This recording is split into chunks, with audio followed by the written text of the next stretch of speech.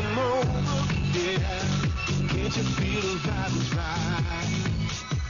For us to get it on tonight. Stop wasting time. Baby, it's the last chance to get the last dance. Come over, yeah. Can't you feel the vibe is right? For us to get it on tonight. Stop wasting time. Baby, it's the last chance to get the last dance. Hello, welcome to Zolder in Belgium. It's the 5th Eurosport Super Racing Weekend. Good afternoon, I'm Martin Haven, and the Belgian track, former home of the Grand Prix. Een ronde meenemen op het circuit van Zolder in de Carsport Holland Viper. We are here on the straight in Zolder. This is the we are just passing the start-finish line now. First corner is to the left. Third gear corner is a new corner, just this year it's new. A little bit slippery on the outside. And then we go into the second corner, also a new corner. Also third gear corner, shifting up to fourth gear, very quick. It's a flat corner to the right, almost flat, because sometimes a lot of sand. We got a very fast right-hander, also third gear. Then we're coming back to the old part of the circuit. On the straight, we're reaching about 235 kilometers. Then is the chicane, fourth gear chicane, and coming up the hill, going down, shifting to fourth and then to fifth gear, then shifting back to third gear, this chicane. There's a lot of sand all the time on the chicanes because everybody is driving through the sand.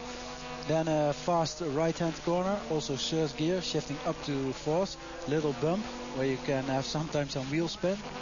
Hard braking for the next corner. It's the second gear corner. A lot of traction problems coming out of the corner. And then you go back on the little back straight. And then you have the chicane just before the start-finish line. And then we are back.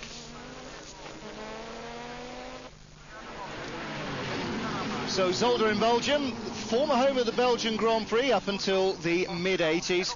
It was opened in 1963 and hosted 10 Belgian F1 races. This is the brand new layout. Just a couple of weeks ago, it still wasn't quite completed. And among the famous names, of course, that of Gilles Villeneuve, who tragically lost his life here in qualifying in very grey and dingy conditions. Those kind of conditions replicated on Friday, but fortunately Saturday seeming to be a little warmer and drier as we pick up our action.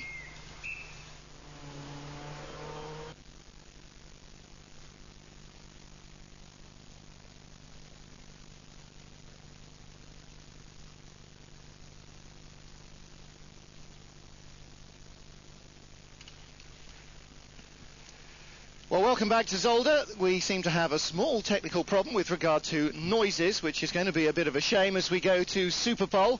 The NGT drivers, in reverse order, of course, of who was fastest. You can see there their times from the first 45-minute qualifying session. Fabio Babini, first away for Art Engineering.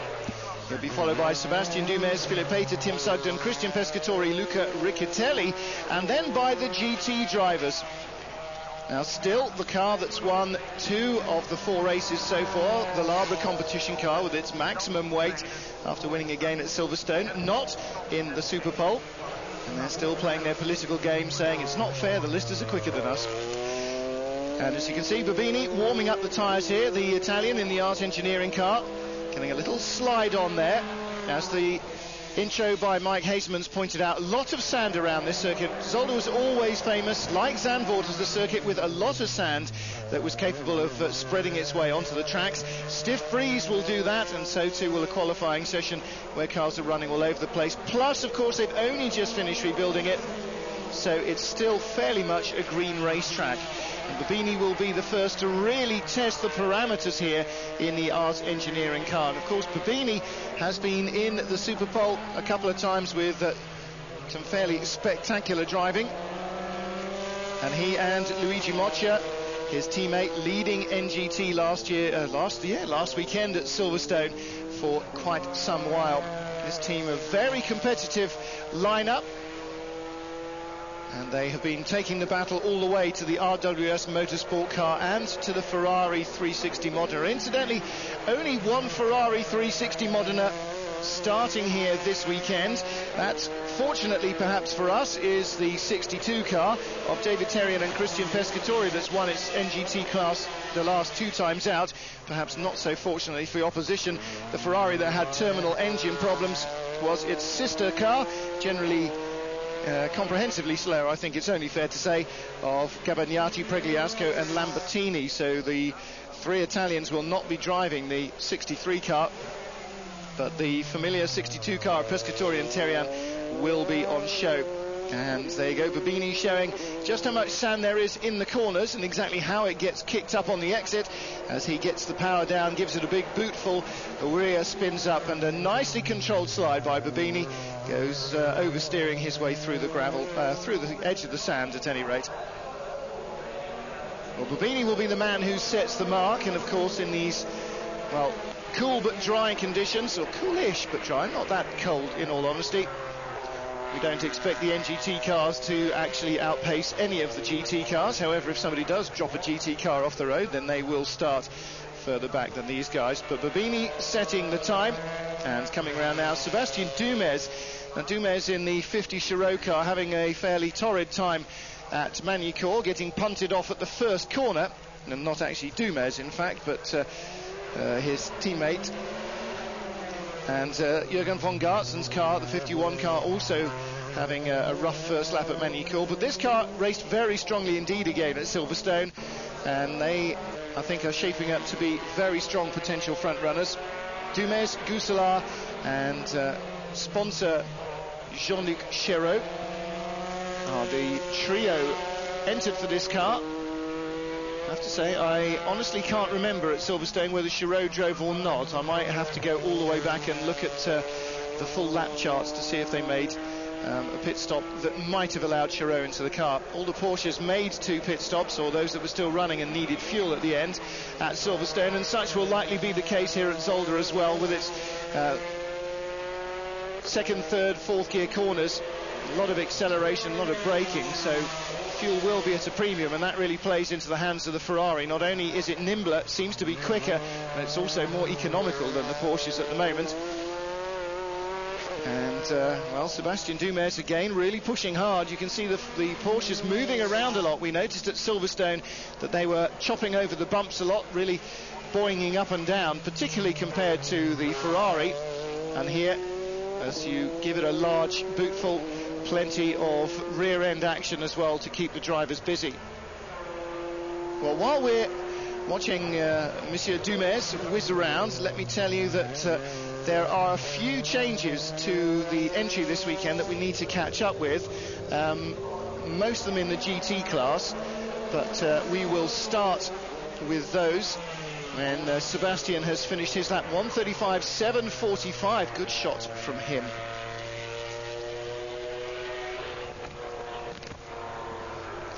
Philipp Hayter coming out in the 69 Rodolfo Landi Porsche, and this car he shares with Joelke Mathias this weekend. One of the cars that's had a slightly changeable lineup over the Super Racing weekends, of course winning the class with Johnny Cecotto in the first race at Monza. And as he launches himself onto the lap, let's bring you up to date with a couple of those changes in the order. Well, for a start in the GT class, we have finally the long-muted Lamborghini Diablo, and this car raced at the Lausitzring last year, the final round of the FIA, or not the final round, that was the last round it partook in last year, and a redeveloped Lamborghini Diablo with new diffusers, new differential, different engine mapping, and on Dunlop tyres for the first time appears this weekend. Team have 2 cars. They're developing the current car. The second machine is a test hack at the moment. They're hoping to make it available to customers. Also in the GT class, a new Porsche, a 996 twin turbo, driven by Stefan Cohen and ex-Formula 3000 ace Kurt Mollikens, and that is a brand new version of a GT2 Porsche, which Porsche don't actually make themselves, but has been engineered by the team Now, we missed the Veith Racing Ferrari at Silverstone. It was on its way to Zolder, but will not race here. The reason is that the team stopped at an airfield at Bieberbach to test the car and broke the gearbox once more, and unfortunately they are still in the process of developing their new, stronger and hopefully more reliable gearbox. And it looks as though the long gap to the Hungaroring race, which will be round 6 of the championship in July, may well be the saving of that car in this year's championship. Philip Pater rocking once more, 1:36.6. Well, a fairly lurid lap, but not lurid enough. Tim Sugden next in the MK Porsche, and Tim, after hoping to do well at Silverstone, really a little bit disappointed to not have fared as well as he'd hoped in this car. But in fact, he was the fastest NGT car in the first session this morning, and that's the first time he's topped the timesheet since the pre-season tests at Monza. In between times, not an awful lot of luck for he and Steve O'Rourke in the MK Porsche. He was 3/10 quicker than the Red Bull car in the first session. Red Bull car topping the timesheets in the first qualifying, and Tim was nearly a second quicker than the top two finishers at Silverstone last weekend. So let's hope that he can fare a little better here this weekend. He managed a 1:36.1 in the first session. Now that won't get him too far up the timesheets here, but it shows that he's got himself fairly well dialed into the track early on. Sugden, always a man who relishes having a go.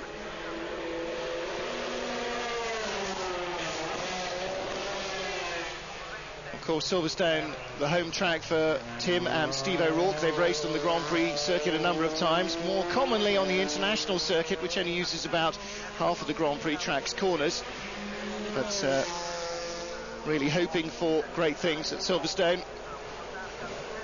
And with a good, strong race, I think perhaps hoping also here at Zolder to put their season back on course.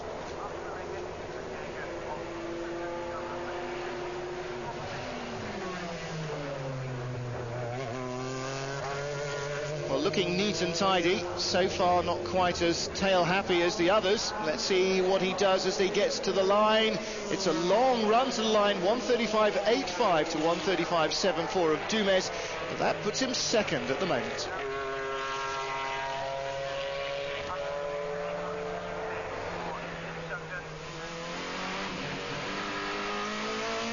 On board with Christian Pescatori, second after the first qualifying session in the NGT class, just ahead of Tim Sugden. And now the Ferrari aiming for pole position in the NGT class. Only one Ferrari this weekend, of course. We have already explained the other one has broken its engine. The 63 car will not be appearing.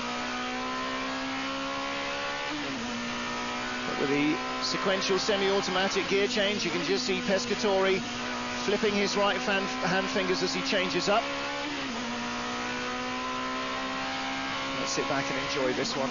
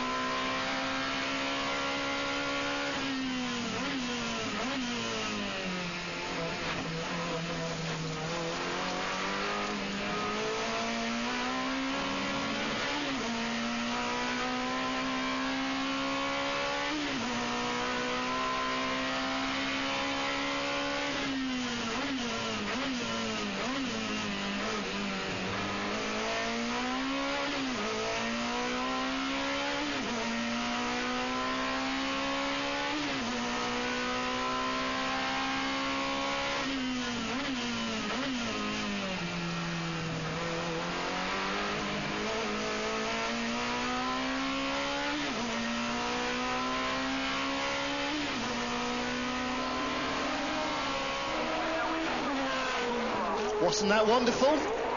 David Thirian there in the cap, watching on the monitors with the team. Not quite sure what that early gesture was, as his teammate Christian Pescatori put the car well over the curbs, but clearly that is the way to get the best out of Zolder. So Pescatori then, second fastest in qualifying. Luca Riccitelli fastest of all in the Red Bull Porsche. Johnny Molan unable to drive this weekend. Unfortunately, the team didn't ask him until Friday at Silverstone if he fancied a bash in the car at Zolder, by which time he'd already committed himself to commentating for Sky. Oh dear.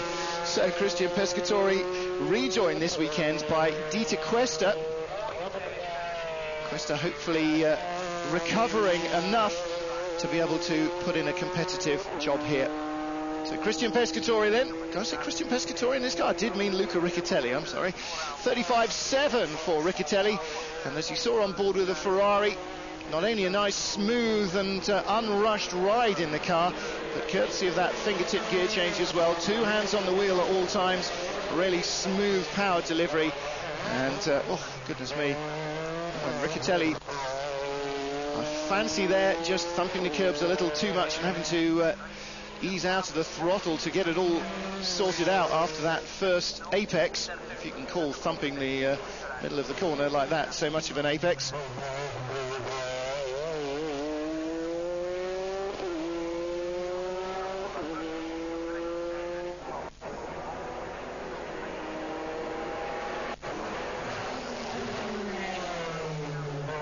So Pescatori fastest at the moment. Riccitelli chasing the time. Whatever, he will start on the same row as the Ferrari. The Porsches need something. Second fastest he goes. He was never going to be much slower than that, was he? So it's the Pescatori, Terian Ferrari fastest of all. Then Riccitelli, Dumes and Sugden, Fabini and Pater. More in a moment. Welcome back to Eurosport Super Racing weekends from Zolder in Belgium. This is the fifth of the Super Racing weekends. We're approaching the halfway break in the championship. In fact, the FIA GT cars continue racing between now and when the Super Racing weekends pick up again in July at the Hungaroring, because the Spa 24 Hours this year becomes a round of the FIA GT Championship, and boy, that should test the endurance of some of these cars. Well, in Superpole now, into the GT cars. Vincent Vos, Belgian driver of the number 12 Belmondo Racing Viper, sixth fastest in the first qualifying session. And if you thought the Porsches were loose and wayward, see how hard he's working to control this one.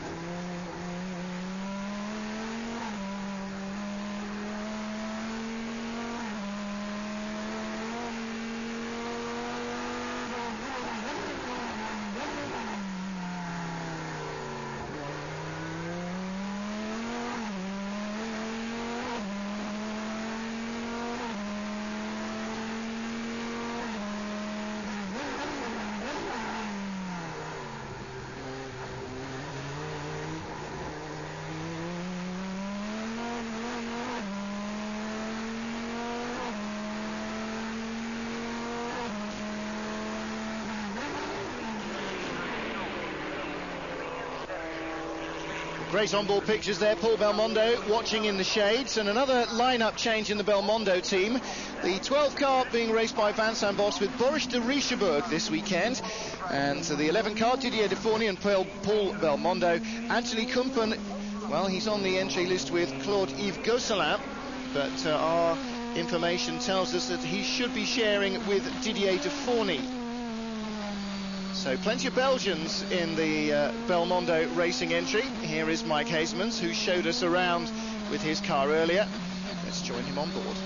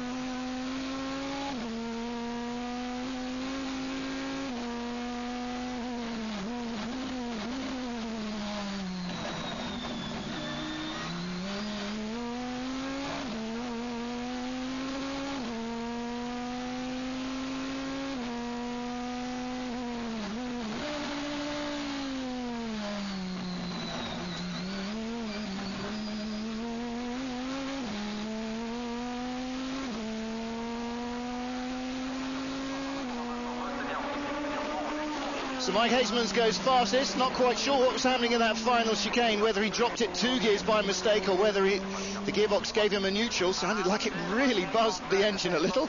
However, he goes fastest. And I hope you're enjoying the onboard mingled with outside view pictures here from the Super Racing weekend. It gives you a little bit more of a view of the thing and allows you to watch it without me yattering as well, hopefully. Next up, Emanuele Naspetti in the 550 Maranello. Let's go on board.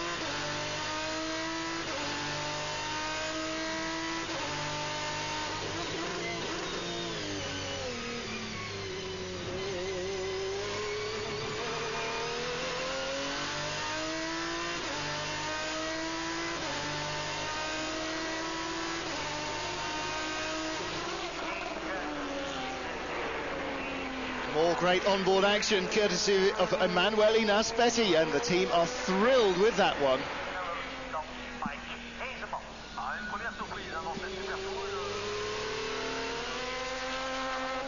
Tom Coronel, third fastest in qualifying in the Lister Storm, now shooting for pole position, and that is currently held by the Italian driver Emanuele Naspetti in the 550 Maranello Ferrari. Naspetti having a great go here at Zolder. Don't forget it was he that was off at the Parabolica at Monza in the opening Super Pole of the season, trying desperately to get the Ferrari onto pole position. Well, he's got the interim pole at the moment, 3 more to go. Tom Coronel, the Dutch driver, has experience of this track, of course.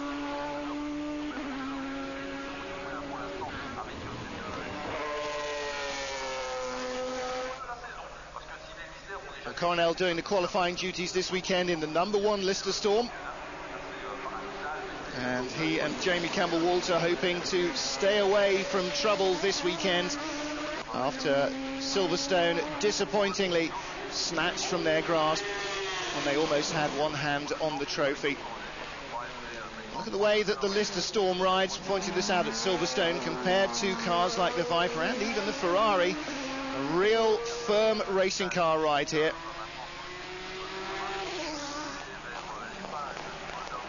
Looks all square and all of a piece.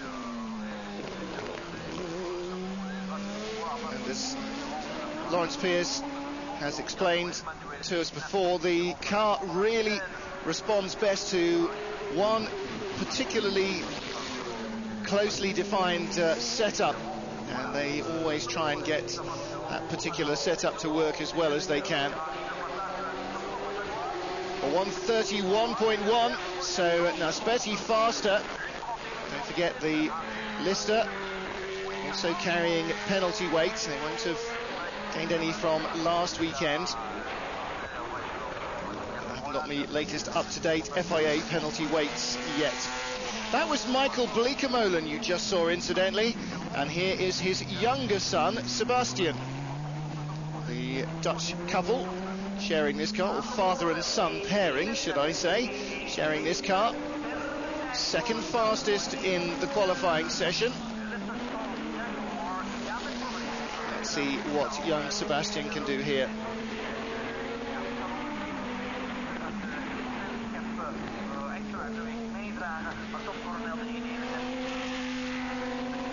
Well, the 2 Car Sport Holland cars, both in the top 6 in qualifying. Of course, The Hazeman's car, with its broken alternator, putting it out from the lead at Silverstone, starting from the front of the grid and leading a very brief seeming, I'm sure, 2.5 laps.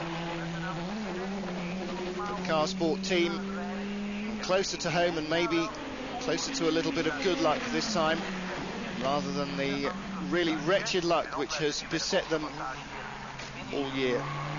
In fact, probably you could carry that back to Magny-Cours last year, when they were up for a shot at the title against Julian Bailey and JB Campbell-Walters Lister, and for reasons best known to itself, the car suddenly decided that guzzling fuel at a ferocious rate was the plan for the weekend, rather than eking it out in its normal manner.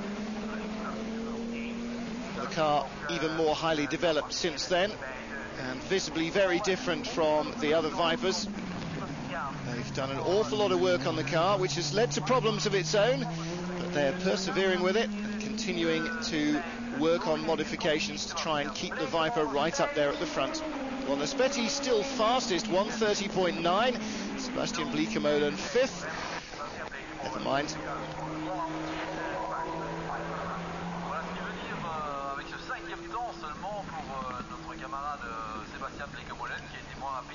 Fastest car in qualifying, the number 11 Belmondo Viper of Didier de Forny, sharing this weekend with Anthony Kumpen.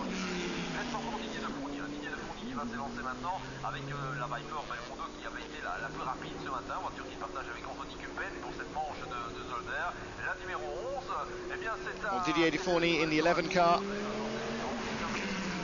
the man with the final shot at pole position, currently being held by Emanuele Naspetti in the Raffinelli team Ferrari. And those Ferraris have been gaining in performance and confidence since the beginning of the season at Monza. Great to see a Ferrari starting from pole position. But it looks as though a front row start is absolutely certain now, since there's only the one car left to potentially defeat it. Notice how much less cement dust came up there as the Viper went straight over that white patch. It's been gradually cleaned away by all the other cars during the Superpole run. You therefore must assume that de Forny here getting the best of conditions. Now, as I said, earlier in the week we were told that Anthony Kumpen would share with Didier de Forny on the slightly earlier FIA entry list. De Forny still sharing with Paul Belmondo in this car, but we believe Kumpen and de Forny, the two Belgians, will be put together. And of course there's a third Belgian in the team, and that is Vincent Vos, who drives the 12 car. We've already seen him. Anthony Kumpen, who so nearly took second place from Sebastian Bleekemolen in the final laps at Silverstone last weekend, perhaps would have done had he not had overheating problems.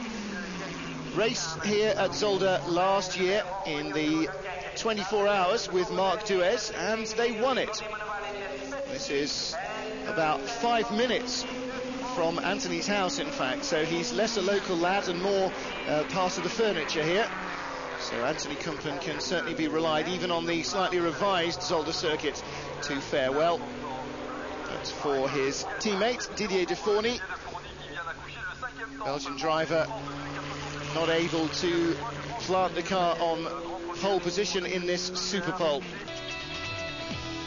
And in fact, only going 5th fastest of the GT cars, only just outpacing Sebastian Bleekemolen. So it's Emanuele Naspetti who is fastest of all in the GT class, and Christian Pescatori in the NGT class. 2 poles for Ferrari on the same weekend. Ooh, now don't start rubbing your hands with glee. 2 poles is a long way from 2 wins, but we can always hope, can't we? Let's take nothing away from the rest of the opposition, but a great pole shot by Emanuele Naspetti, taking it by 11/100ths of a second from Mike Hasemans in the Car Sport Holland car. And the Raffinelli team will justifiably be very happy with that. Naspetti using an awful lot of the Clark of the Course's surrounding area on the track, but who cares? The team delighted with their first pole position in the FIA GT Championship. Mike Heesmans will start alongside. The Lister in third from the two Belmondo Vipers, and then Sebastian Bleekemolen, the second Carsport Holland car, also in the top six. And that means in the NGT category, it'll be the two major protagonists, the 62 and 77 cars, that lead away, with Dumes and Sugden, Babini and Peter next up. Manuel, many congratulations. It's the first year for Ferrari. This is your pole position, the first pole position. You're making progress with each race. Every race we have something better in the car. Every race we solve some problem in the car, and now we start to have some results. And I'm very happy, especially for the team, for the boys, because they are really doing a very good job, and I can't wait to see them happy for a winning race. Congratulations, thank you. Thank you. Let me tell you, if you ever want to go and find a team that exudes Italianism and Italianate enthusiasm, that's probably the phrase I was looking for, go to the Raffinelli team. They are just charming and on pole position.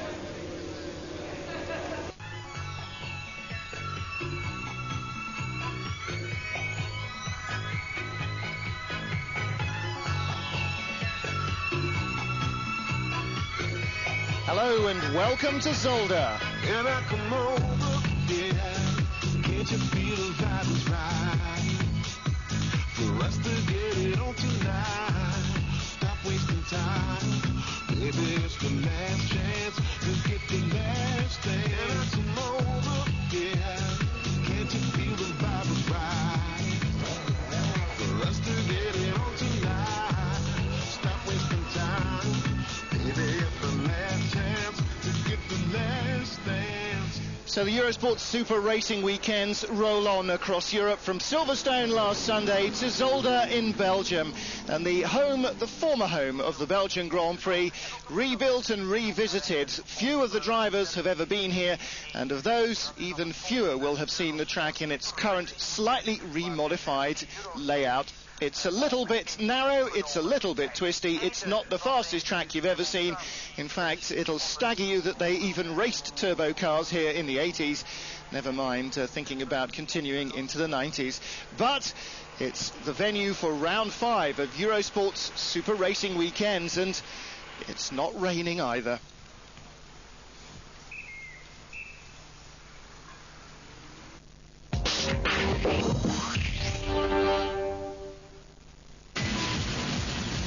The FIA GT Championship in Eurosport's Super Racing Weekend.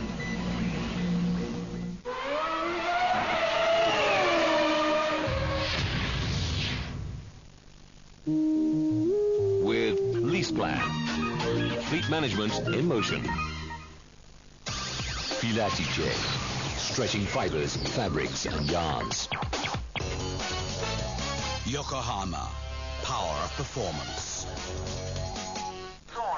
Well, let's get right into it with action from the FIA GT Championship. Round 5, the Super Racing weekends will take a month layoff now until the first day of July before these cars race again in front of Eurosport's cameras, but they'll be doing the Spa 24 hours in between time.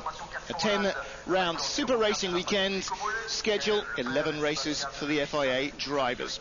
Well, Zolder comes first, though. In Belgium, it's warm and dry for race day, and the championship leaders, Christophe Bouchou and Jean-Philippe Belloc, who won again at Silverstone last weekend, have failed to make it into Super Pole and will start outside the top dozen. Jamie Campbell-Walter and Tom Coronel, the listed team drivers, will start on the outside of the front row of the grid, because Mike Heesmans and Jeroen Bleekemolen, who are only 11th in the point standings, are on pole, beg your pardon, they're not on pole position, they're on the outside of the front row. The Lister boys behind, because it was, of course, the first ever pole position for the Raffinelli team Ferrari in Saturday's Super Pole runoff. How could I possibly have forgotten that? Goodness gracious. Disgraceful. Well, Heesmans started from pole at Silverstone, of course. The car lasted just 2.5 laps. They'll be hoping for better here. Terian and Pescatori sharing the points lead with Riccatelli at the moment. Terian and Pescatori's Ferrari won the last 2 races, and Well, Riccatelli won the first two, and as you can see, they've shared the points exactly evenly between them ever since. The Ferrari, fastest of the NGT runners here again, but once more, the 77 Red Bull car right alongside them on the fourth row of the grid. So Pescatori and Riccatelli will start side by side on row 4. And it's the Ferrari and the Viper on row 1, the Lister and the first of the Belmondo Vipers, row 2. The second Belmondo Viper, Belgian Kumpen and Forney line up in that one. Car 11 on row 3, with the other orange and white Car Sport Holland machine on row 3, ahead of the NGT class leaders, Pescatori's Ferrari and Riccatelli's Porsche. But let's catch up with our pole man. Emmanuel here on pole position. The track at Zolder, sometimes there is a problem because of the sand on the circuit. Do you think that will be a worry for you today? I think it's a worry for everybody. It will be difficult if some cars goes outside of the line, and it's also difficult for overtaking, especially when you overtake the car from different categories that slow you down. So it will be an hard race also about this. Thank you, Emmanuel. Well, Emanuele really gave it large in qualifying to grab Superpole, the first pole position for the Ferrari, and that will certainly give them a boost in terms of morale. The team looking for more pace, better handling, more reliability, same as everyone else pretty much, but coming on since the beginning of the season, no question about it. Gabriele Raffanelli's team very happy indeed with their progress so far, but not looking to stop here. They want to win, and win on a consistent basis. Well, that's something that the Lister team have threatened to do this season, but at Silverstone last weekend, a clash with the back marker meant that in the end, just 5 minutes from the end of the race that they were due to win, the steering finally failed and Jamie Campbell-Walter was forced to park it. Good news for Lawrence Pierce's team. The Russian-driven 59 Freisinger Porsche will not take the start. That was the car, we believe, that was involved in that incident. You just saw Belgian driver Vincent Vos being strapped into the number 12 Belmondo Viper by Boris de Richebourg. And here is the number 11 car, Anthony Kumpen, the Belgian, with Didier de Forney. And they will start on row 3 of the grid. Kumpen won in his last outing here with Marc Duez, his fellow Belgian, in the 24-hour race at Zolder last summer. So they are both race winners on this track in a nearly recent guise. Very few of the other drivers, though, have ever raced here, as we've mentioned. Well, let's catch up with our NGT poleman now. Christian, you're going to be going for your third win in a row. So far, the two wins that you've had, the last two wins, they've both been with a one-stop strategy. Will you be going for the same strategy in this race? I think yes, the same to Silverstone and Manicos, only one stop, because this car is very fast in the race. I think only one stop is good for me. Thank you. So Christian Pescatori feeling confident, and that seems to be the Ferrari's big edge. Not only its great chassis, it's also this year got a more powerful engine, anything to rival the Porsches, certainly, and it's got that added advantage of better mileage. Fuel economy may be a little bit of a tedious subject in a race car, but not, let me tell you, if you're in a race car that's got better fuel economy than your rivals. And that is very much the case with the JMB Ferrari. Now, their second car isn't here. It suffered 2 engine failures, the 63 machine. It will not start, nor will Franz and Nico Vieth's Ferrari. They tested it at an airfield on their way up here and broke their remaining transmission. That is going back home then for more work there. And no sign either, unfortunately, of the ProDrive Ferrari, so they were unable to reach a compromise with the FIA's scrutineers during the week, and they will not start here. Hopefully, ProDrive have been saying during the week, even if they need to go and source a new transmission for the car, they will reappear later this season. This is very much unstarted, never mind unfinished business for ProDrive in their Ferrari, and we hope that we will get a chance to see the car, well, next time out on June the 30th, July the 1st at the Hungaroring. Bang with the green flag, Roland Brunserrider, the FIA safety delegate, the man who is in overall charge of everything here, genuflect when you say good morning to him, and keeping an eye on the watch, making sure that everything runs exactly to time, even when it's not live for the television. Roland is one of those old-fashioned race organisers who, believe it or not, actually likes everything to go smoothly. So he flags them away for the start of the warm-up lap, and led for the first time ever the FIA GTs by a Ferrari 550 Maranello out on a pace lap. Car Sport Holland machine second, the Viper orange car, then the Lister, 2 Belmondo Vipers, the second Car Sport car. Top 6 NGT cars, Tim Sugden there in 4th place in the second of those 2 Porsches. Car he shares with Steve O'Rourke, and hoping for better fortune again than last time at Silverstone. Tim was really pumped up for Silverstone, and somehow it just didn't quite happen. So Ferrari, Porsche, then the Dumes Porsche, and Sugden in 4th place. 2 more Porsches, of course, in the top half dozen. That's Babini in the 54 car, and Philip Pater back in the Orlandi Rodolfi car, the white car with the multicoloured dots all over it. A little bit of a signwriter's nightmare, I imagine, when that one gets damaged. Round 5 of the championship then will be headed up by the Ferrari. Emanuele Naspetti starts. Mike Haseman starts the Car Sport Holland car. Jamie Campbell-Walter and Vincent Vos will start the cars on row 2 of the grid.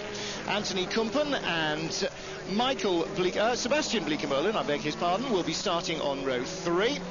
Christian Pescatori and Luca Riccitelli start their respective cars at the head of NGT on row 4.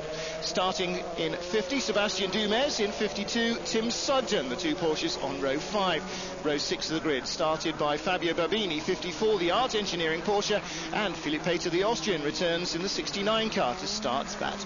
Julian Bailey will start Lister number 2, and again hoping to get to the flag this time in that car, ahead of Jean-Pierre Jarier. Christophe Bouchou, row 8. And Paul Belmondo will start the 10 car. Marc Duez starts the second Raffinelli Ferrari. Wim Dames, the Belgian, on his home track in the GLPK Viper. Luca Capagliari and Robert Dirick start their cars. Michel Neugarten and Christian Reeds, the son in that combination, start there. Alberto Radeli and Wolfgang Kaufmann start their cars.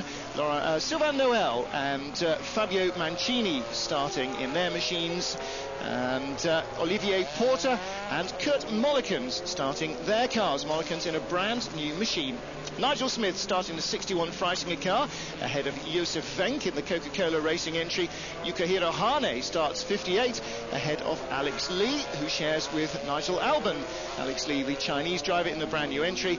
And the Reiter Engineering Porsche, Michael Trunk, will start that car. That's not a Porsche, it's a Lamborghini. If you're sitting comfortably, then let's begin. Ferrari on pole in GT, Ferrari on pole in NGT. Green flags wave and they get underway at Zolder for the first lap. And already Mike Haseman's trying to put the move around the outside of the pole-sitting Ferrari of Emanuele Naspetti, but he's rebuffed. Naspetti leads into turn 2, Haseman second, Jamie Campbell-Walter third. Then it's Vincent Vos and Anthony Kumpen in the 2 Belmondo Vipers. Right behind them it's Sebastian Bleekemolen in the second Car Sport car. But where's the Ferrari? Oh, it's down to third in NGT already. It's got Julian Bailey right behind it. The Ferrari again, a tardy getaway, but look at this. Bleekemolen once more trying to make a pass. Well, 3 major chicanes around the multiple revision Zolder circuit, and there you can see Sebastian Bleekemolen yumping the car over the curbs.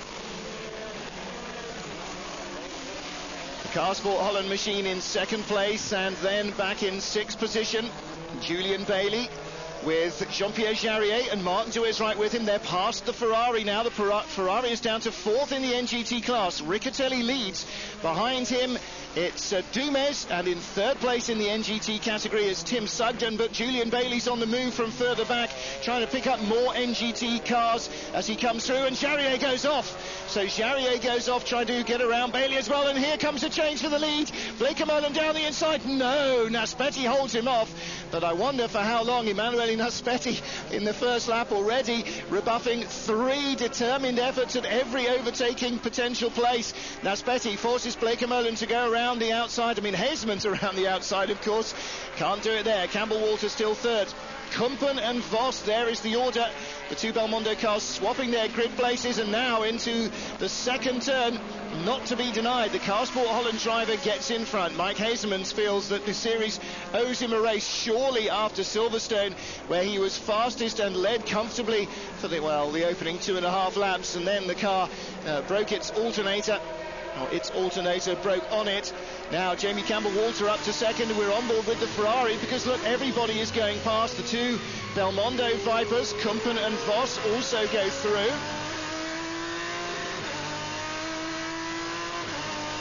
Sounds clean enough. He's got the requisite number of gears, certainly for that part of the circuit as well.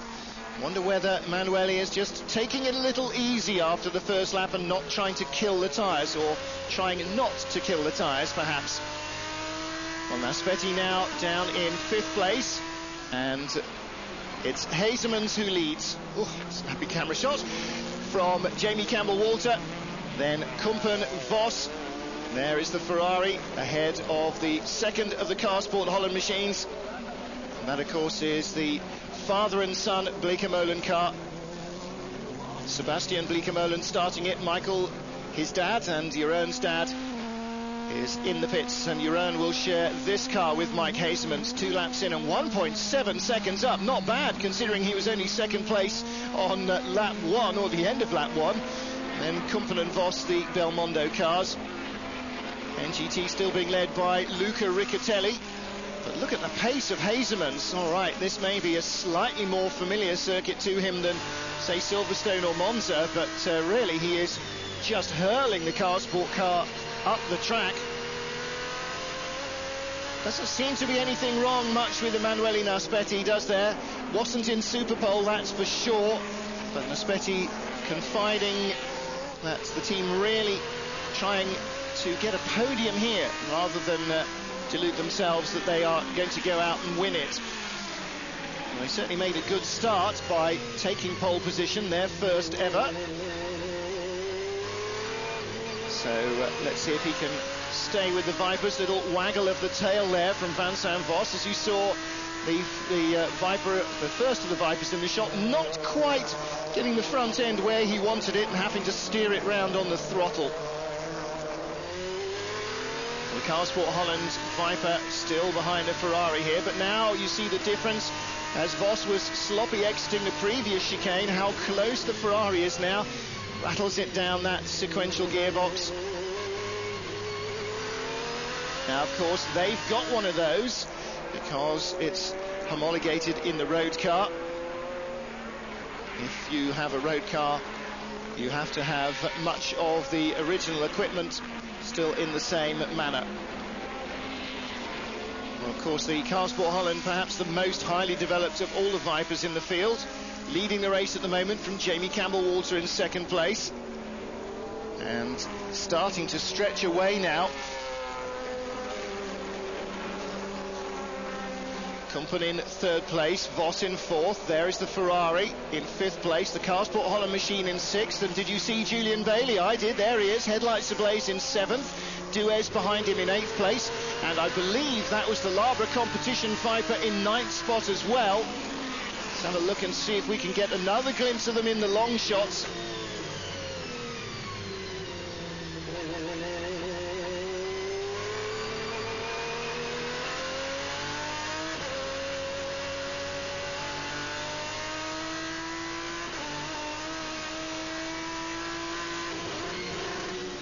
I'm not going to talk over those. It's just so wonderful to be riding on board. You could feel him easing the throttle open then.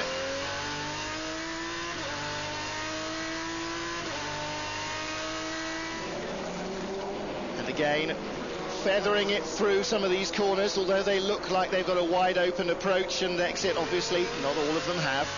Still chasing those Vipers.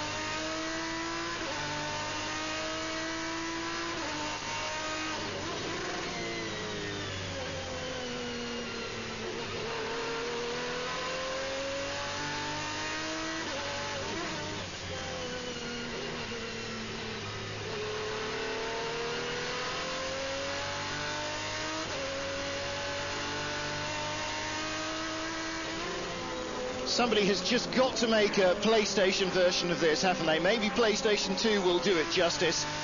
You're going to have a hell of a sound system or wear your earphones in a helmet to give you these kind of noise values.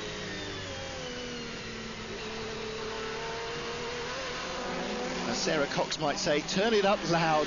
Julian Bailey then in 7th place with Marc Duez behind him. And as you saw, the Bouchou car well up as well now.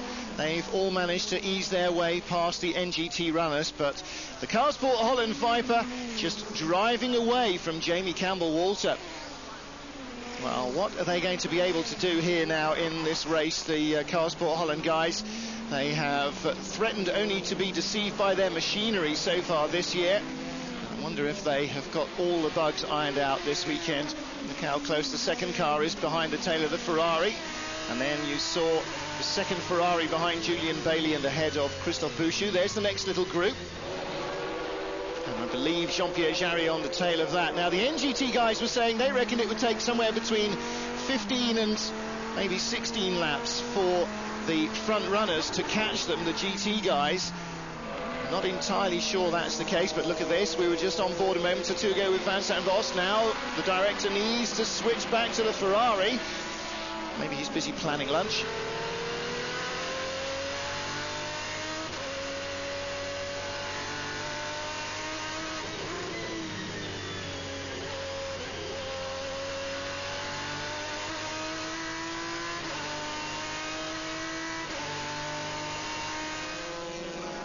Well, Naspetti in the middle of this little three-way squabble, but it's going to be 4 any minute because Julian Bailey is closing down on them.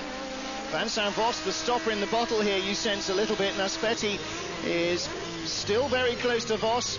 Well, Vos actually not being lost too much by Kumpen, but he's holding these guys up. Naspetti could go faster, I feel. So too could Sebastian Bleekemolen. Sebastian, the younger of the Bleekemolen brothers. Julian Bailey, Marc Duez next up. Riding on board again with Vos. Listen to the much more waffly exhaust note of the V10.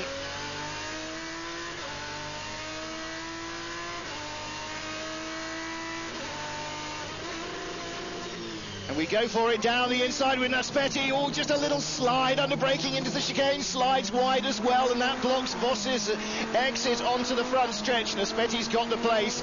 Vos can't get it back there. And Julian Bailey also slides inside Sebastian Bleekemolen. So the Carsport Holland car goes back one as Julian goes up. So too does the Belmondo Viper there as Naspetti goes up. So that makes Naspetti 4th, Bailey 6th. And Duez still there in 8th place on the tail of that group. So Naspetti 4th, Vos 5th, Bailey 6th, Bleekemolen in 7th, and Naspetti in 8th place. There you go. And Bouchou in 9th spot in the Labour competition car. On board then with Naspetti. 6 laps in, and he's back up to 4th place, having of course started from pole position. Well, now NGT cars dead ahead, captain. And of course to these guys, they are the equivalent of icebergs. Only a fraction of the danger seen above the water level. Potentially, of course, can be very damaging to your race hopes, but you just have to make the best of it.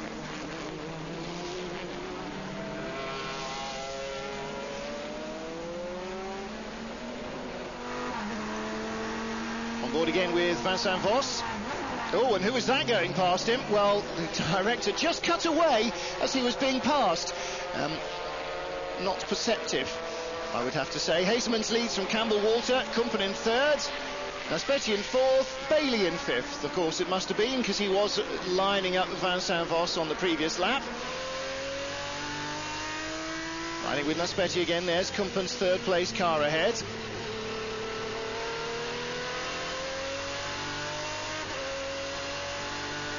And Vincent Vos now down in 5th, so Julian Bailey will soon stop being a dot on the horizon and being a full-glared headlamp fixture in Naspetti's rear mirrors, and there is Bailey.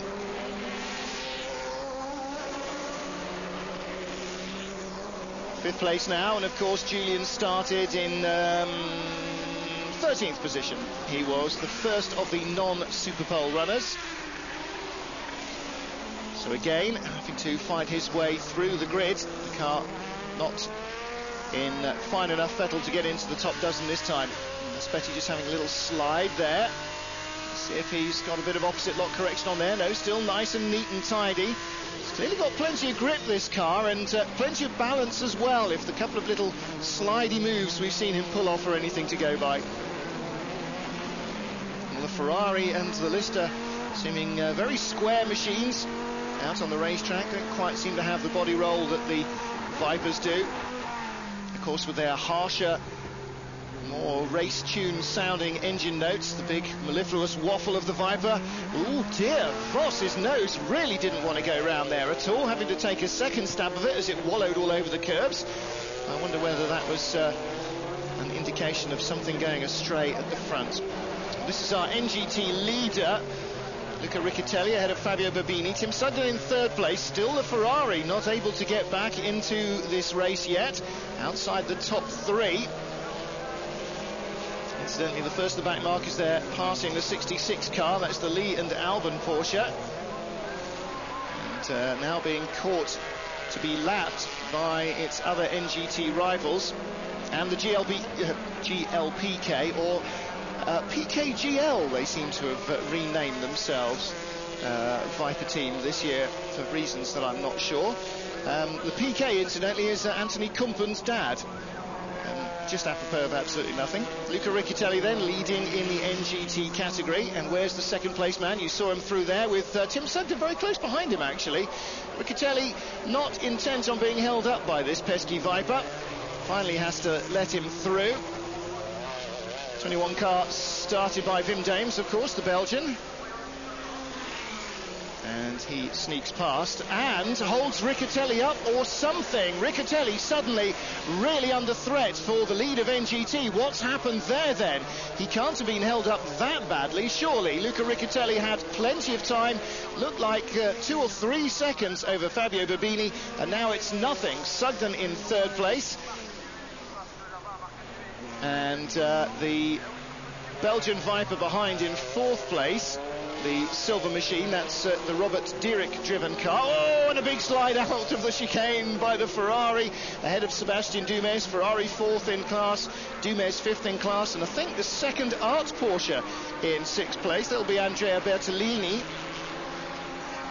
But the Ferrari still only fourth in NGT, and Pescatori will have to keep it out of the dirt if he wants it to survive. I'm not entirely sure it'll be best pleased with that kind of handling. Well, the Ferrari has had cautious, I would say, rather than leisurely, or perhaps just unfortunate starts in the last race at Silverstone and here. Having started from the front of its class and immediately moved briskly backwards. Let's have a look again. Big slither there. And as we heard from our pole position sitter, Manuele Naspetti, the problem with sand here is that people do tend to go off the road. Ah, there's Christian Ried, who shares the 8 Proton Porsche with his dad, and just looked a fraction there as if he was almost being skewered around the nose of Naspetti's Ferrari. Reed, of course, another GT class car, not an NGT Ferrari, it's a GT class Ferrari. That's the original Porsche built 911 GT2 car. And there is another GT class Ferrari here, number 18 machine driven by Kurt Mollikens. PSI Motorsport have built a 996, the more recent version of the flat six Porsche with a turbo, and that's a sort of self-engineered car which puts it into the GT category as well. Meanwhile, Hasemans leads by 2.5 seconds and a bit more from Jamie Campbell-Walter. Welcome back to Zolder, round 5 of Eurosport's Super Racing Weekends. We're in the FIA GT Championship, the early stages of the race, and it's the Car Sport Holland Viper of Mike Hasemans leading by over 3 seconds from Jamie Campbell-Walter in the number 1 Lister Storm, the reigning champion, hard on the heels of the man who came so close to taking it last year. Well, here is the third place car. Manuele Naspetti has worked his way back up the order. And Naspetti with Julian Bailey close behind him. And just over 10 laps into the race. And Naspetti in the fabulous sounding Maranello 550 Ferrari, starting from pole position, of course. Bailey started 13th, closing in. Mark Duez next up. He's lapped Gerald and Christian Reed's car. Then the best of the Belmondo Vipers. Now they were in 4th and 5th spot on the grid and have gradually slid back down the order. The Ferrari sliding down the order and then working its way back up. Race leader goes past NGT leader. On board with the number 12 machine, driven by Vincent Vos. Onto the front straight, lining up for the left-hander to start the lap. He's got Bouchou right behind him and Jean-Pierre Jarier, two French drivers queuing up behind the Belgian. The Labre competition Viper won the last race at Silverstone, of course, carrying now maximum weight. Working its Michelins very hard indeed. And Jean-Pierre Jarier goes around the outside in the Art Engineering car that he shares with his former regular French GT Championship teammate Francois Lafon. And is it me, or is the Vos car very, very leisurely out of there? You can see the sand being blown across by the breeze there as somebody has kicked it up on the outside of the circuit. Big slide from Bouchou through the chicane, cross up. Oof, that hurt. Not the driver, but possibly the car. Really dug in deep there, didn't he? Oh, it doesn't seem to be a trail of oil from underneath, but that's always the possibility. And I don't think he's even ripped the splitter apart. That will have been a lucky escape indeed for Bouchou.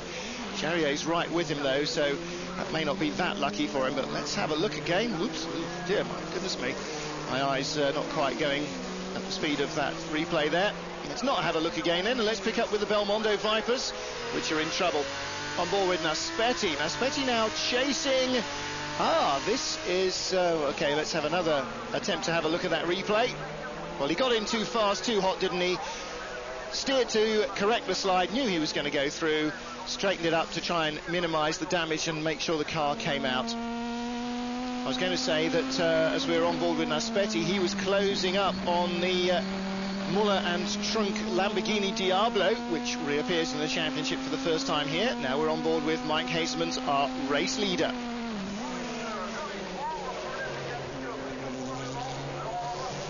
So Hasemans from Campbell Walton, Naspetti's Ferrari in 3rd place.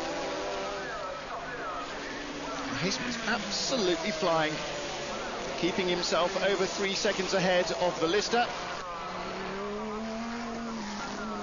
And taking no prisoners in traffic. Oh, no problem. There is Julian Bailey past Naspetti. Problem for Naspetti, something flying off the front of the car. Or whatever it is flapping around in front. Oh, that's what that was. That was a wheel arch cover. There's the 61 Harbour Porsche in the gravel. That's Nigel Smith, is it, who started that? Yes. And Naspetti with fluid coming onto the windscreen as well. He's lost the front end, hasn't he? Front end missing on the Ferrari. Porsche in the kitty litter. I wonder if there is a synchronicity between those two. Or perhaps lack of synchronicity if they have tangled. Oh dear, that's a very ugly looking mess at the front. Well, he's still got all the wheels pointing in the right direction roughly, but that will be a park it and leave it. I don't think there will be any way of replacing that car. That's what was flapping around. It was the brake ducting flapping around in our view. You can see it on the left-hand wheel, left-hand side, the right-hand side of the car, left-hand side of the picture. So Naspetti comes in and looks as though he's been caught out by a slower car.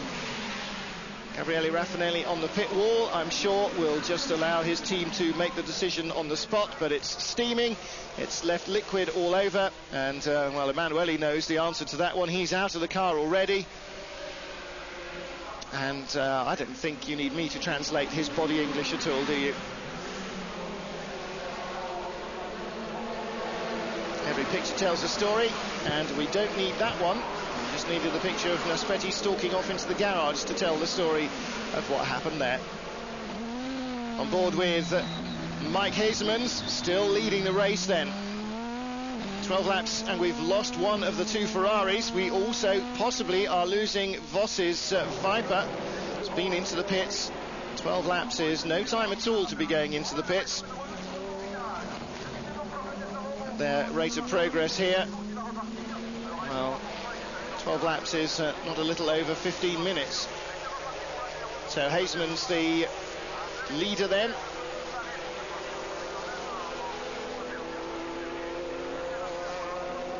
And he seems to be doing everything right at the moment. 3.2 ahead of Campbell Walter. Bailey in third, in the second at Lister. 11 laps back from the leader, 8 from his teammates, and another 7 back is Duez in the remaining Ferrari now. Kumpen in the Belmondo Viper, Bleekemolen in the second Car Sport Holland car, back into 6th position as a result of losing Vos and Naspetti from that top 6. Naspetti, I'm sure, permanently. Vos, well, who knows, we'll wait and see. And Nigel Smith's car being towed out of the gravel there. That was very close to the racing line, and perhaps a little too close for some. This is the Belgian entry. Robert Dierik has backed it up against the wall. It's lost the wing, you must look. be very disappointed. I don't think we saw it on the cameras. What happened there exactly? It happened that I was much faster than the other car, which was another category, and I thought he was watching me. We were in the straight, and he closed the door suddenly, and I couldn't avoid it. Thank you, Emmanuel. Emanuele obviously catching the car unawares in traffic, or just confusion over who was going where, and that's always very possible. And you'll notice that this Zolder racetrack doesn't exactly look like the wide open spaces of some Grand Prix tracks or current Grand Prix tracks, and not an awful lot of long range visibility either coming into chicanes and out of them. So some of the drivers working hard, and as more and more grit and sand and oil and everything goes down in the corners, particularly the chicanes and out of them, I think we may see a lot more of that. So Car Sport Holland Viper leading Mike Hasemans. Jamie Campbell-Walter still in second place in the Lister Storm, not allowing Hasemans to get away by too much. 3 seconds is about enough, and Jamie's keeping it roughly pegged at that. I think Hasemans perhaps now continuing to pace himself on that margin. The tow truck, the tow rope, still in that sand trap with Nigel Smith's Harbour Porsche. And based on what Emanuele has said, I think it may well have been the Harbour car which was caught out by the Ferrari, or the Ferrari which was caught out by the Harbour car. Probably a combination of the two. So Julian Bailey in third place then in the number 2 Lister Storm. This year's unlucky car, if there is one. Well, I suppose after Silverstone you could argue number 1 car is an unlucky car as well. Not having the best of good fortunes this year all round, the Lister team in this FIA Championship. But not bemoaning their lack of luck too much. They're just getting on with the job in hand. And Dierik in the 25 car, motoring on again, and the way it's sliding on the grass suggests to me that it's more than just the wing. I think he's broken the right rear corner there as well. On board in the NGT Porsche, and this I think is the 55 car of Michel Neugarten, the Perspective Racing entry, and he's, I think, 5th or 6th in the NGT class at the moment. They've moved Nigel Smith's car a little bit from that chicane. It's further out of the way now, so you'll only hit it if you're going off on the way out of the chicane. I'm sure they're going to try and tow it all the way out and either get him to a place of safety or let him go back to the pits. And Neugarten romping over the curbs. One thing about the softly sprung NGT cars is that they're not particularly keen on big curbs. There is the Perspective Racing entry, Second Art Engineering car behind him. And now in heavy traffic, Mike Hasemans, the race leader, over the edge of the curb and onto the dirt there for Neugarten. Shares the car with Thierry Perrier, the Monegasque. Neugarten, of course, with his familiar helmet, which is the Nelson Piquet, but in turquoise, where Piquet's would be helmet would be red, helmet livery. And on board again, across the start-finish line.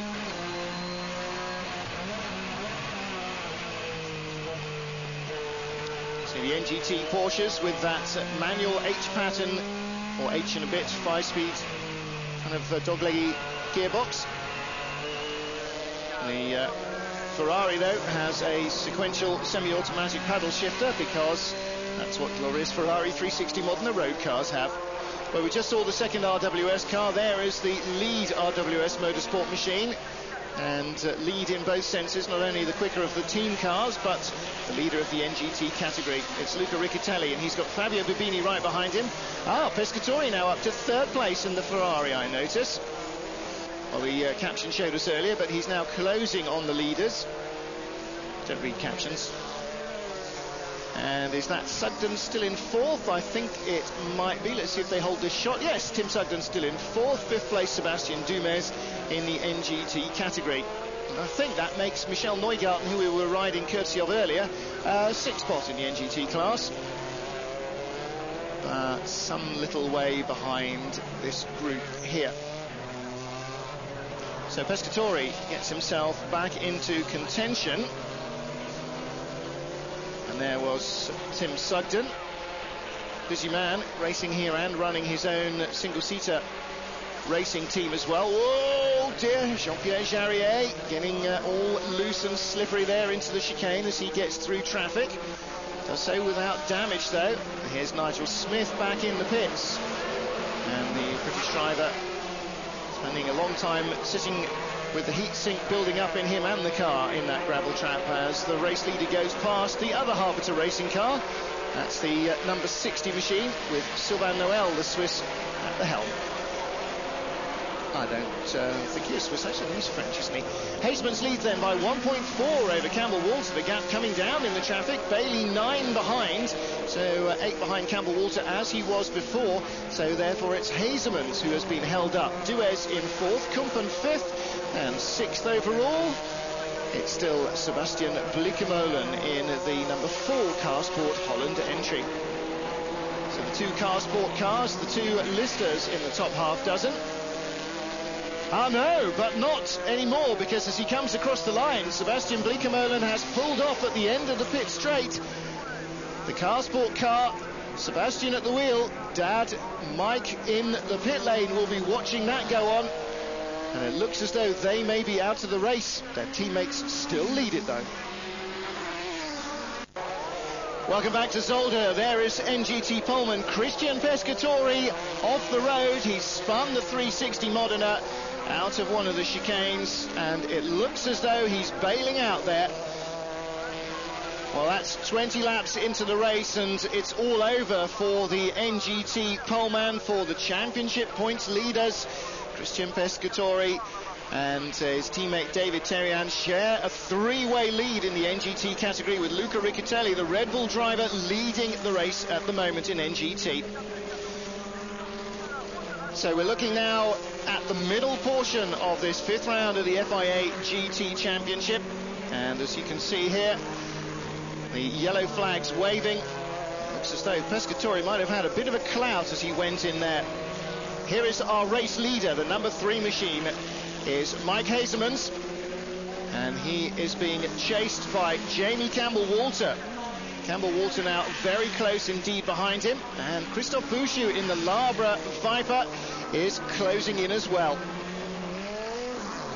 Well, Julian Bailey's in third, Mark Duez fourth, Anthony Kumpen in 5th place, Jean-Pierre Jarier in 6th place in the Art Porsche. And right behind him, there is Bouchou in 7th spot. And he's got another of the Belmondo Vipers behind. And that is Paul Belmondo's number 10 machine, I think. So Bouchou taking some while to work the car up into contention. Kumpen in the 11 car is in 5th place. And some while behind him, Jean-Pierre Jarier. 20 seconds, that gap really has extended, and Jarier being chased there by the Labre car. Number 2, Lister Storm in the pits. This is 45 minutes in, and that is earlier than a Lister pit stop. Julian Bailey walking away there. The team looking at the right rear corner.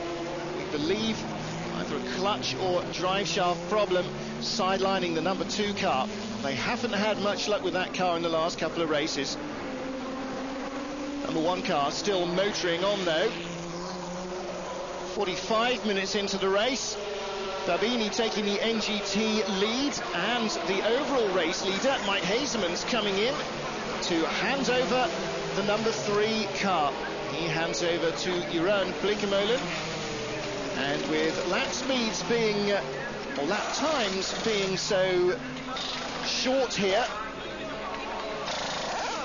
it looks as though they will not just lose the lead every time they pit, the race leaders, but almost certainly lose a full lap in the process, because average lap times just about a minute and a half, little over in race trim. So out they come, and yes indeed they have lost a full lap, because the Lister goes past the start finish line. Now which will be ahead when they finish their drag race? Lister at full pace and the Carsport Holland Viper in the pit lane. The answer is the Lister, but only just comes out ahead, but he does come out a lap ahead in the lead.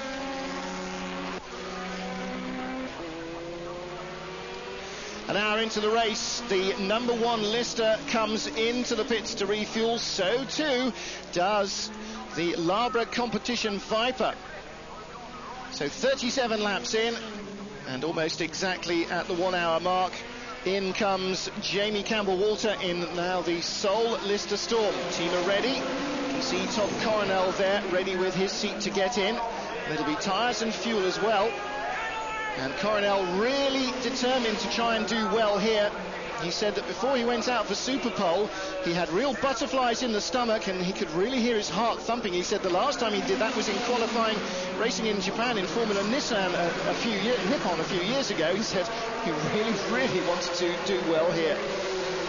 Well, in also comes Mark Duez in the Raffinelli Ferrari, the remaining car, I remind you, as the number 5 car has exited the race. Gunther Blielinger will take over.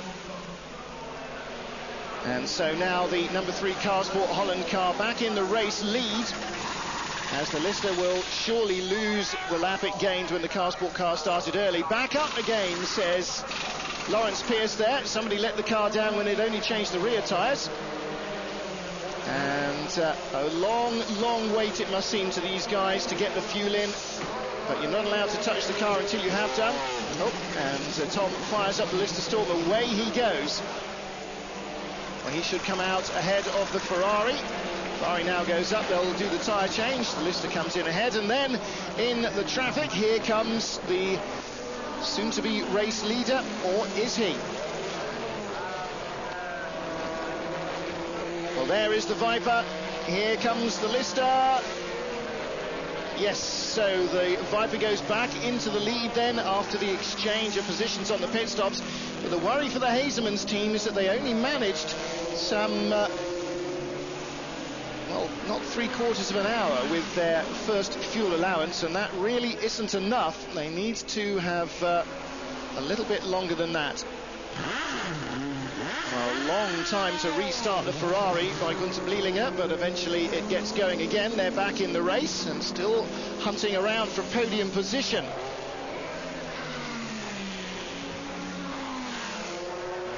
So the Carsport Holland car leading almost from the word go. Took a lap and a bit for Mike Hazemans to get past the pole-sitting Ferrari, and they've led almost ever since. Lost the lead when they pitted early, and a potential question mark hanging over them.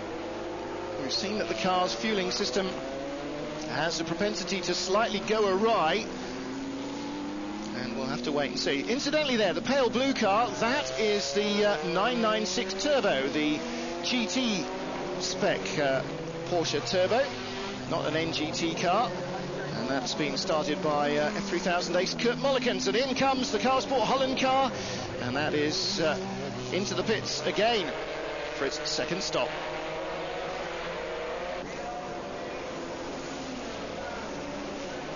Well, the Carsport Holland car, in fact, not coming into the pits there at all, catching me completely by surprise as he took a late line into the corner, but under pressure for the race lead.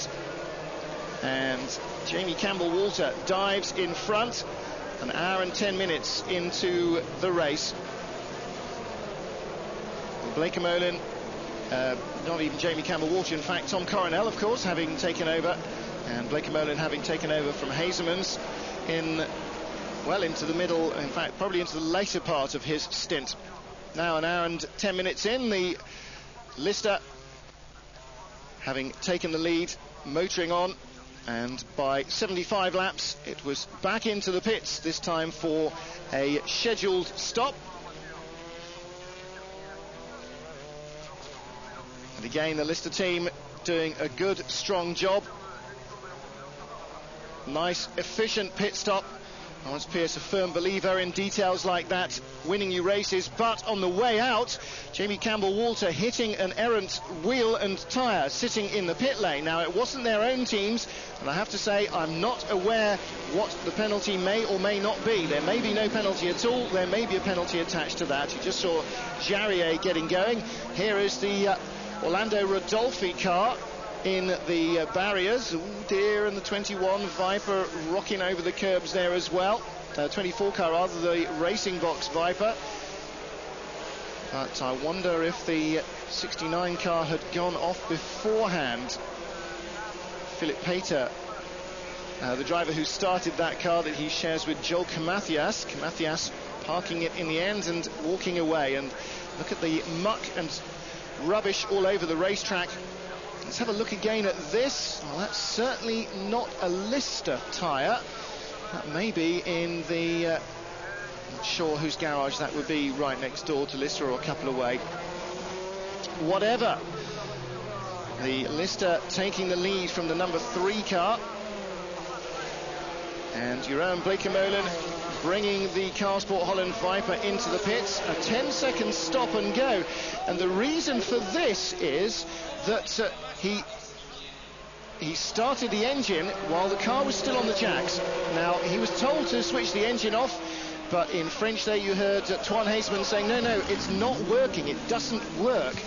Basically, I'm not sure that the car was able to restart under its own... not that it wasn't unable to restart during the pit stop, but normally if a car is started with the wheels in the air, it means they've lost the clutch and they're having to start it in gear, which is obviously a lot easier if the wheels aren't attached to the deck. So, again, not entirely sure on that. Mike Hasemans, though, on the radio, talking, and Sebastian drops down to 4th place. It's Bouchou in 2nd place, Duez in 3rd, but after 98 laps, the Lister into the pits, being topped up with oil. It's guzzling the stuff. And the number 7 Viper, having slowly but surely, tortoise and hare-like, worked its way up the order, is now in the lead. As Jamie comes back out in 2nd place, Marc Duez 3rd in the Ferrari, building towards a real climax now. Welcome back to Zolder, the closing stages of round 5 of the FIA GT Championship. 105 laps in, Christophe Bouchou leads in the Labre competition Viper from Jamie Campbell-Walter. And this battle, this is for 3rd, Marc Duez in the Raffinelli Ferrari and young Jeroen Bleekemolen in the Carsport Holland Viper. This is for the final podium position. And it's been a close battle for the last half dozen laps. The Viper suffering a stop-and-go penalty for starting the engine while the car was still in the air. And I believe that's probably because they'd lost the clutch. Well, Duez there fighting back as Bleekemolen tried to make the pass, redolent of the, or reminiscent perhaps, of the first lap when Mike Hasemans in the car was desperately trying to take the lead away from Emanuele Naspetti in the other Raffinelli Ferrari.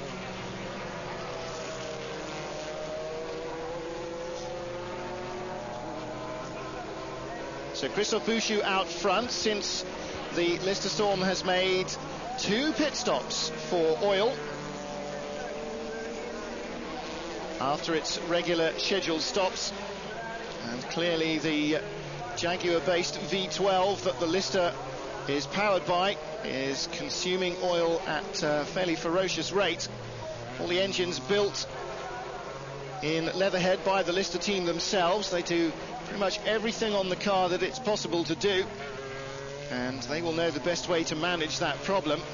I'm sure it's leaving him with a bit of a horsepower deficit to the Labre competition Viper. Now that car is as near standard as most of the race, or probably more than many of the racing Vipers in this championship, the Labre car, and it's carrying full weight penalty from having won twice now, but still it's leading the race from Jamie Campbell-Walter. This battle some way behind. The leaders, I don't think, in any danger of being caught by these guys, but Jeroen Bleekemolen has been given the give it full gas signals by Mike Hazemans, his co-driver, and the team on the pit wall egging him on in this great battle with the Ferrari. Duez in third place, the Belgian, and Bleekemolen right behind him, the Dutchman. And here is our second place man, Jamie Campbell-Walter, having taken over from his Dutch co-driver Tom Coronel in the third stint of the car. Slips inside the Coca-Cola Porsche. And you can see not only has dirt and gravel, sand been taken out of the sand traps, but even some of those big tyre bales have been thumped by a few errant drivers as they've scrabbled through. And you can really see the surface is fairly filthy now a lot of the way around the track. Look at the amount of just sand on the exit there. If you come a little wide off line, never mind getting onto the marbles, you have to cross the beach first. Well, young Jeroen Bleekemolen doing a great job here. Mark Duez, very experienced race and rally driver. He's done racing, rallying, rallycross. I'm sure he's done ice racing as well, and all of that loose surface experience, bizarrely enough, is actually, I think, helping him here. He's handling those slides nicely, but really you have to suspect that the tyres on the Ferrari are really at an end. And look at that, he's almost in trouble, almost in the sand. Oh, just gathers it up, but only just. And no problem at all there for Bleekemolen to slide down the inside neatly into third. Don't watch the Viper, watch the Ferrari. That's a great save from Duez, in all sorts of trouble as the tyres just won't stop the car, and the brakes are getting the tails stepping out on him. Gets into that loose, gravelly, sandy, rubbery rubbish out there, and somehow still keeps it all together. So Bleekemolen back into third place then, despite his stop-and-go penalty. And whew, Dad breathes a sigh of relief. He's watched that one on the monitor. That was Michael. And he's already seen his car retire, that Sebastian was driving early on in the race before the first hour was up. Now then, Jamie Campbell-Walter in second place. Oh, there's Bouchou! Very much closer than before. Can't be, let's see, second and a half maybe between us. They come under the shadows. Yeah, maybe. So that is very close indeed. There is our NGT class leader, Riccatelli's Porsche, that he is sharing with Andrea Boldrini this weekend. And after their two pit stops, Riccatelli back in it. Boldrini, incidentally, has been a long-time friend of Riccatelli. So long, they met when they were both racing each other when they were 8 years old. And that's how long. Stefan Ortelli in second place, and that's a good strong race from that car he shares with Wolfgang Kaufmann, a Freisinger Motorsport Porsche, which was out so early at Silverstone and has had a really luck-free season this season. In second spot in NGT. Now let's have a look at Bouchou. Look at the way he's no smooth line through that corner at all. He's just dragging the car around, wrenching the steering wheel to get it through the corner. It's wearing its tyres because of that extra weight even more than the Lister is. And Jamie Campbell-Walter closing fast. Now then, third place, perhaps still under discussion. I think maybe the lead might be as well. Jamie seems able to close almost at will on the Labra Viper ahead. Nice slide there from Duez as well, exiting the chicane. He hasn't given up, has he? Young whippersnapper in front, so I've got to get him with my Ferrari. And again, Jamie has closed down the gap once more. So clearly there is a problem with the Lister, and it's not to do with getting around the corners. Now there you go. I think we've got a Viper here with a strong power unit. Yes, look at the way he's pulling away here out of the final corner. The Viper's got the strong engine and the dodgy grip, and I think the Lister has still got good grip and not a strong engine. So that's an excellent battle. Neither car fully fit at the end of this race. And well, here as well, the Ferrari perhaps ought to have Well, Duez and the Ferrari perhaps ought to have a slightly better chance against Bleekemolen in the car sport car, certainly than he would have, I think, against Hazemans, with no disrespect to Bleekemolen. And again, another bobble. The Labra car does not want to go round the corners. We are now getting very, very close indeed. We're into the final 5 minutes of this race. And this really could go either way for the first and second places and for third and fourth. Looks as though the Car Sport Holland car may be easing away from Duez in third place, but no such luck, I don't think, here. Christophe Bouchou can't get away from Jamie Campbell-Walter, and the twisty, turny stuff, there's not enough of it for Jamie, rather too much for Christophe. And for straight lines, well, Jamie doesn't want any more of those than he can possibly have to deal with, and Christophe Bouchou wouldn't care if they were on the Le Mans straight right now, because that's where his car is handling well, in a straight line. Oh, again, wiggling there. Well, time ticking away. Let's have a look on the start line. Ganshi couldn't quite see the clock, but it's getting very close indeed. And on to the last lap now. Less than a minute remaining as they came across the line. It will be the last lap. The 3-hour mark again will settle this one. Look, there's Mike Hazemans in the Car Sport Holland voice looking over. There is his son, Jeroen, in third place. Did I say Mike Hazemans? I didn't mean that, did I? I meant Michael Bleekemolen, not Mike Hazemans. But it's still open potentially for the lead. Traffic ahead of Christophe Bouchou. He can't get through, he can't dive through under braking to get past the 54 Art Racing car of Fabio Babini. The NGT second place man now. Surely it's all over for Jamie Campbell-Walter. Bouchou too far ahead. No, dreadfully all over the road there. Still maybe a slim glimmer of opportunity for Jamie through this tight stuff, but a back marker in the way. Oh, and a big slide from Bouchou. He's really driving the wheels off this car. No longer the tyres. There's nothing left, and look at Campbell-Walter. Dives through the two back markers there. He's almost in touching distance now of Christophe Bouchou. Can Bouchou find enough of a straight line to stay ahead? Well, the Labra mechanics looking over the pit wall. The Lister guys will be doing the same. Last few corners of a 3-hour race and nothing between the first two men. Christophe Bouchou broadside out to the final corner. Jamie Campbell-Walter's got the grip. Has he got the power? He just gets in front and he holds it to the line. Jamie Campbell-Walter wins in Zolder by inches. Wow, what a dramatic last lap battle. Campbell-Walter wins it, and I bet Bouchou can't believe his luck. Goodness me, that was dramatic stuff. Halfway around the final lap, it looked absolutely dead and buried for Campbell-Walter, and somehow he found the grip to come back. Mike Bleekemolen there, Michael Bleekemolen and son Sebastian celebrating as Jeroen brings the number 3 Car Sport car home onto a podium finish ahead of the Raffinelli Ferrari of Marc Duez. But it's Jamie Campbell-Walter and Tom Coronel in the Lister Storm who win here in Zolder in the most dramatic finish I can remember in an FIA GT race for a very long time. Broadside, the pair of them sliding out to the final corner. 111 laps in a 3-hour race and decided by hundredths of a second. Look at that. Absolutely nothing to choose between them.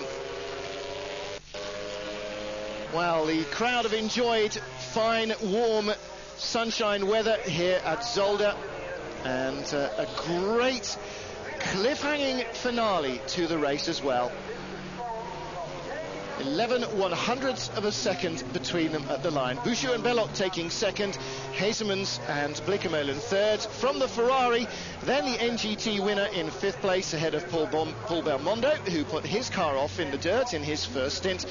Jean-Pierre Jarier and François Lafont in seventh ahead of Luca Capigliari and Matteuzzi in the Racing Box car. Mocha and Babini second in NGT, Kaufmann and Ortelli down to third in NGT in the end, Neugarten and Perrier fourth in NGT, but Jamie Campbell-Walter and Tom Coronel celebrating with Lawrence Pierce and the Lister team. Great job by them.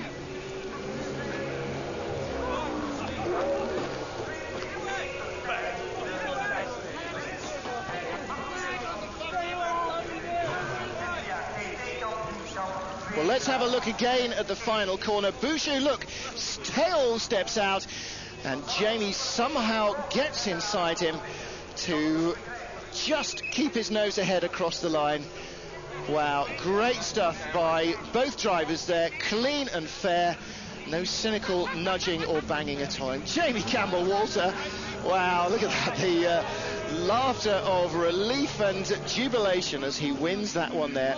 Tom Coronel and the rest of the little Lister crew celebrate. Well, a great result again from them, the Lister team, as they pride themselves on racing on the budget that most other people spend on hospitality in the season. Well, Jamie, there's Jamie, let's hear from him. Thrilling end to a 3-hour race.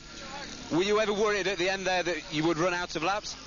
Yeah, I mean, we had the last 10 laps, the car had about 5 pounds of pressure in the engine. We had no oil in the engine, basically, so we had no horsepower. The engine's making horrendous noises, but the old Lister V12 made it to the end, and my car was quicker through the corners, and that was where I could catch up, but down the straights he was miles quicker, so it was just a case of putting my head down and doing like 10 qualifying laps, basically, like Tommy did in the Super Bowl. It's pretty hard work, actually. I'm tired. So, but, you know, I couldn't believe it when it happened, and you know, that's racing, and you know, what a fantastic race. That's what racing's all about. That's where I used to come from, racing one-make championships and single-seaters, wheel to wheel, and that was fantastic out the last corner. We didn't even touch each other, but we were both sideways. Brilliant. I really loved it. And Tommy, oh, what a boy. Qualifying fantastic, and obviously his middle stint was excellent. Well, there you go. I think that says it all. The race review written there by Jamie Campbell-Walter, but still, Bouchou and Belloc leading the championship by 5 from Campbell-Walter. Tom in 3rd place ahead of Vincent Vos and his teammate Hazemans and Bleekemolen now on 8 points in 7th place ahead of Michael and Sebastian, Manuel Naspetti and Mimo Schiattarella on 7. So doubtless after that 2nd place finish, Christophe Bouchou will also be complaining about the power and the performance of the Lister. However, I think that was a very close fought battle by all top 4 drivers. Now let's have a word with Christophe. Christophe, it was a great race, but I don't suppose that's going to be much consolation for you. How do you feel? I'm really disappointed, even if the weekend started very bad with a very bad setup, but anyway, we was first before the last corner, and just because some cars, some slow car like GT3, I never look on the mirror, it was necessary for me to brake and to miss a time, and Lister arrived behind and profit of this opportunity on me. So it's very shame. I'm really angry. But it's not so bad for the championship, but I hope that we'll have some for next race some explication with some people and to look better the rear mirror. Thank you, Christophe. Well, obviously Bouchou winning at Silverstone because of a back marker not seeing the number 1 Lister coming. So what goes around comes around, I believe, would probably be the best reflection on that. But as everybody expected at Zolder, tight track and tough to make it through the back markers. Well, there you saw the NGT podium sitters and the NGT classification again, just to reiterate, if I can find me a bit of paper. It was Riccitelli's Red Bull car that won from Mottier and Babini, and Kaufmann and Ortelli in 3rd spot ahead of Perrier and Neugarten. And in the end, the Sugden O'Rourke car retiring after just 25 laps, unfortunately.